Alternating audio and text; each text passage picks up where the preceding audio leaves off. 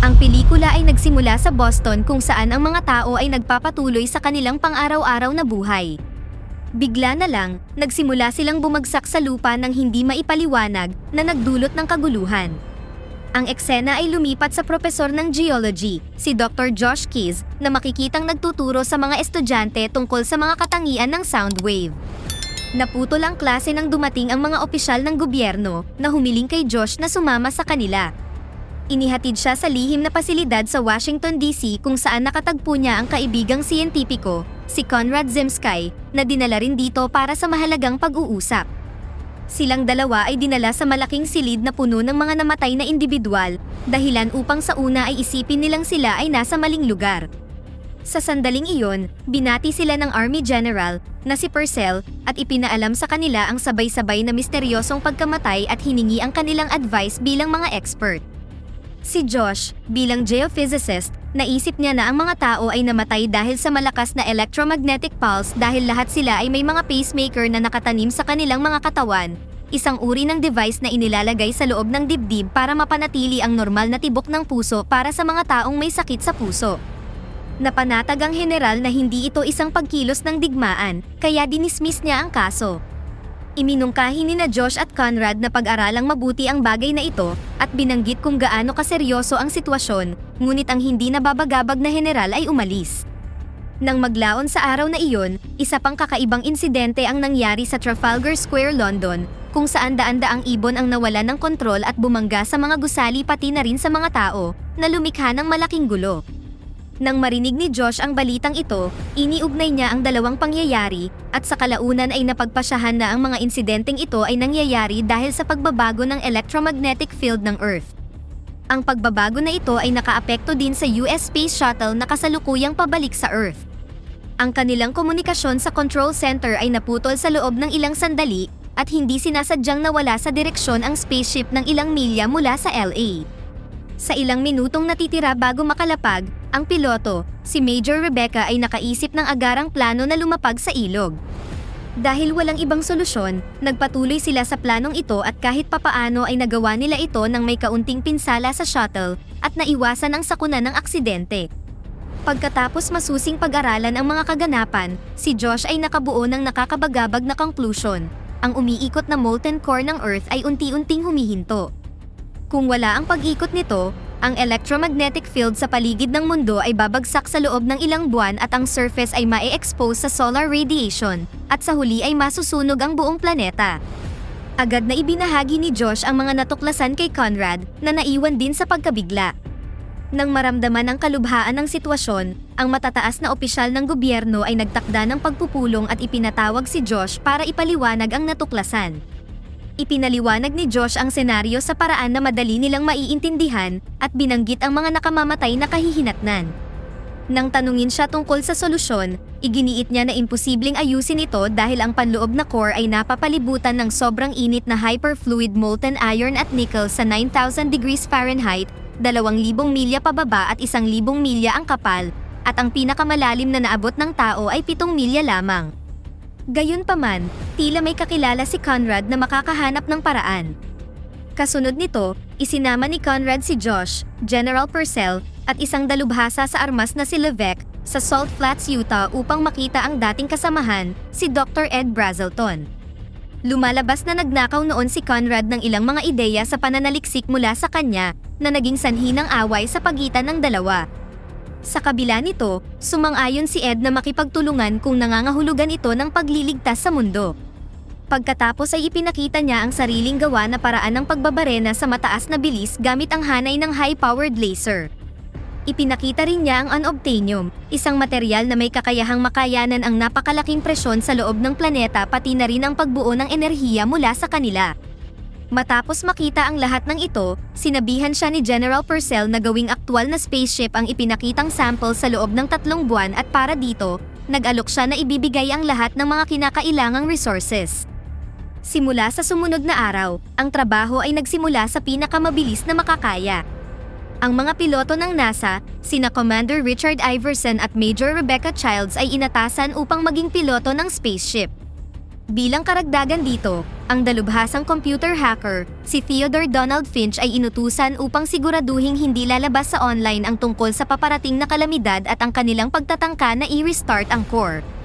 Ang highly professional team na ito ay pinamumunuan ni Josh. Sa kalaunan, ang ship ay naging isang malaahas na spaceship na pinangalan ng Virgil. Ito ay binubuo ng ilang mga compartment at ilulunsad sa ibabaw ng Mariana Trench sa karagatang Pasipiko, ang pinakamalalim na karagatan sa Earth. Kapag nasira ang anumang compartment ng ship, automatikong tatanggalin ng operating system ang compartment na iyon upang maiwasan ang panganib sa natitirang bahagi ng ship.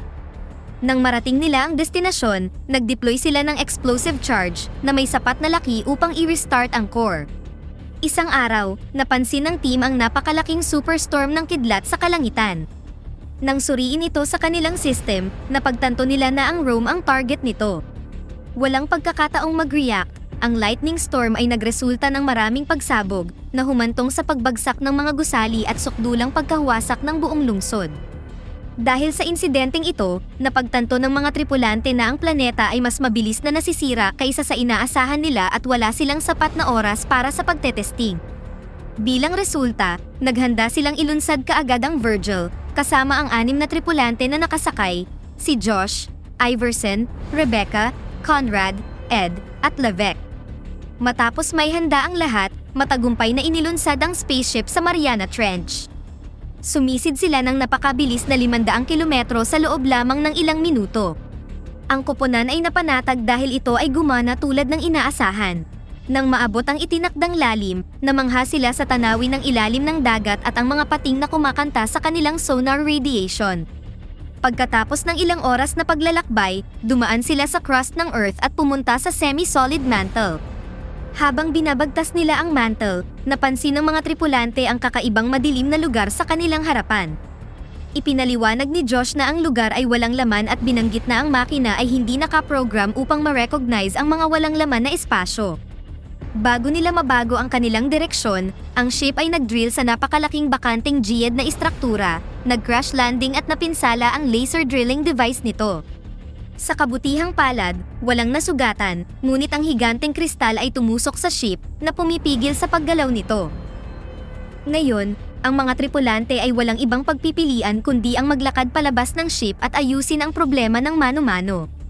Isinuot nina Josh, Iverson, Ed, at Levesque ang kanilang espesyal na spacesuit at lumabas ng ship.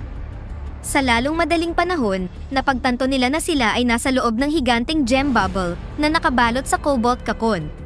Sa kabila ng nakakaintriga na kapaligiran, wala silang sapat na oras upang tuklasin ang lugar, kaya nagpatuloy sila upang isagawa ang proseso ng pag-aayos ng ship. Sinimulan ni Iverson na putulin ang higanteng kristal na na-stock sa ship, habang ang iba sa kanila ay nag-inspeksyon sa iba pang mga nasirang lugar.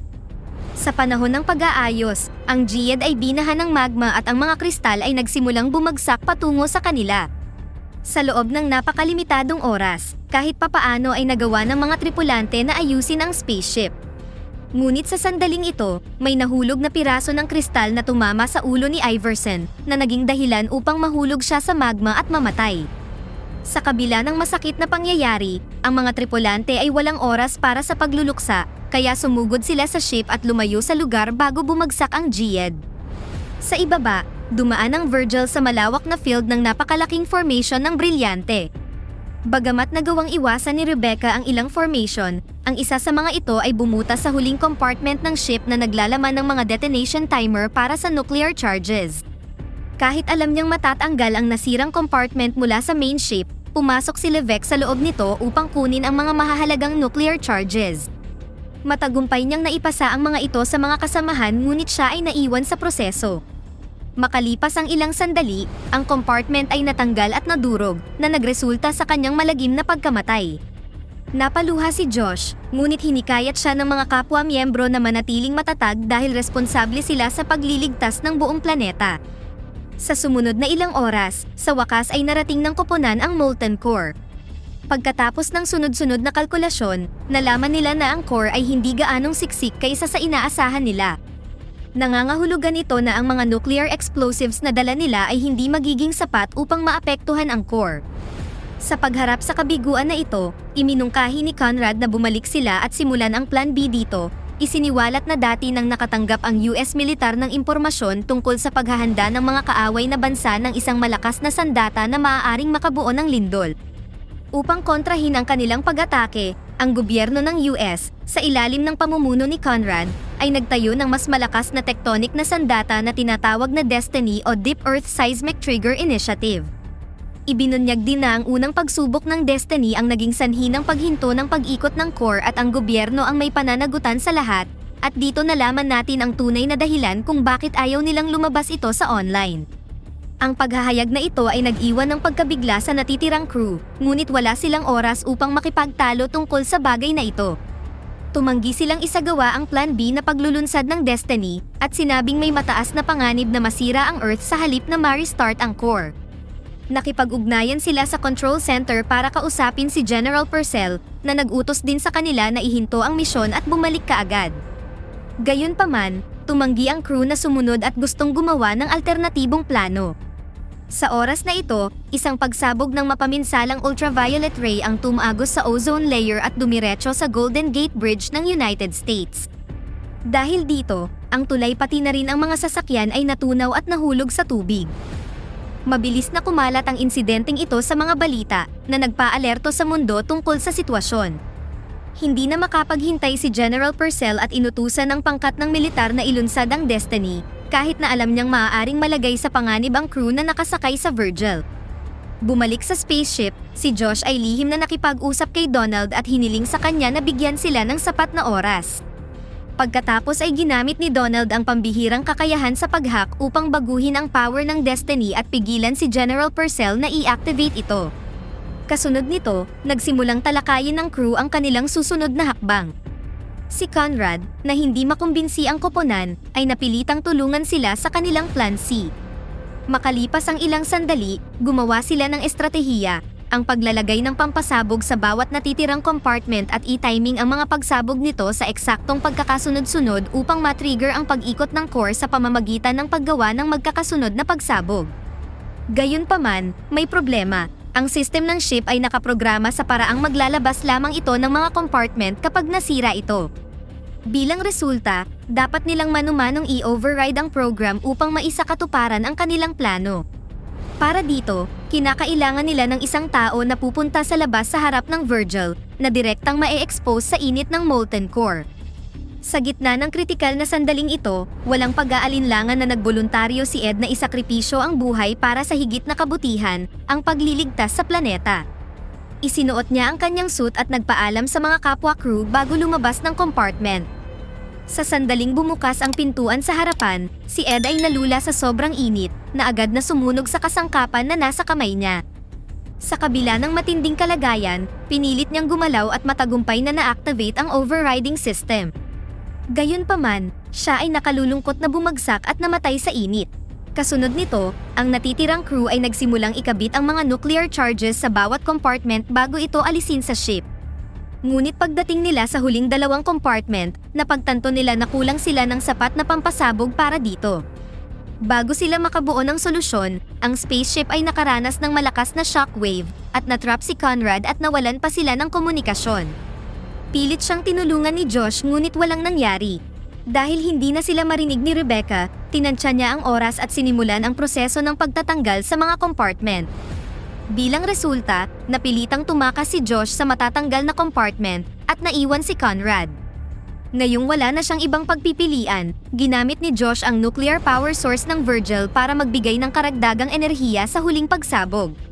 Matapos ilabas ang huling compartment, bumalik siya kay Rebecca at sinabi sa kanya ang tungkol sa ginawa niya.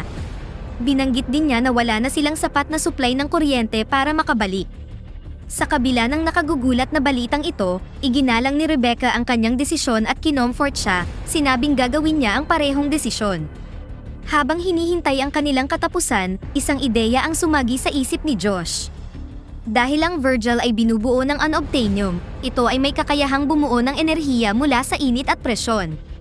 Nang mapagtanto ito, agad na kumilos ang dalawa sa muling pagsasaayos ng takip ng Virgil na ginawang solar panel, upang magawa nitong mag-absorb ng sapat na init na kailangan nito. Laking gulat nila na ibalik ang enerhiya ng ship at na-activate ang mga system nito. Di nagtagal, Ang magkahiwalay na mga compartment ay nagsimulang sumabog ng sunod-sunod, na lumikha ng alon at sa huli ay muling nagpasimula sa pag-ikot ng core. Bilang resulta nito, ang mga ozone layer ay nagsimulang mapuno muli at ang planeta ay unti-unting bumalik sa normal. Bukod dito, ang napakalaking pagsabog ay nagtulak sa Virgil palabas ng core at dumaan sa mga tectonic plates sa napakabilis na bilis, at kalaunan ay bumagsak sa sahig ng karagatan malapit sa Hawaii. Ngayon na ang init at presyon sa kapaligiran ito ay mas mababa, nag-shutdown ng Virgil ng isa pang beses, at naiwan silang stranded sa ilalim ng dagat. Si Josh, na hindi pa handang sumuko, ay ginamit ang low-power ultrasound para akitin ang mga balyena, palapit sa ship. Samantala, hinahanap ng gobyerno ang mga survivor ngunit sa una ay wala silang nakitang anumang bakas nila. Hindi nagtagal, narinig ni Donald ang tunog ng mga balyena na ginamit niya upang matunton ang Virgil. Bilang resulta, ang ship ay hinila sa ibabaw at ang mga survivor ay nailigtas sa wakas. Sa huling eksena, makikita si Donald sa cybercafe kung saan nag-upload siya ng impormasyon tungkol sa Virgil at sa kanyang koponan na nagresulta sa pagpaparangal ng mundo sa miyembro ng crew bilang mga bayani. Dito na nagtatapos ang ating kwento. Sana ay nagustuhan nyo, mag-subscribe na kung hindi ka pa nakasubscribe, pindutin na rin ang notification bell at like button upang matulungan ang channel, and leave a comment down below, and as always, thank you for watching.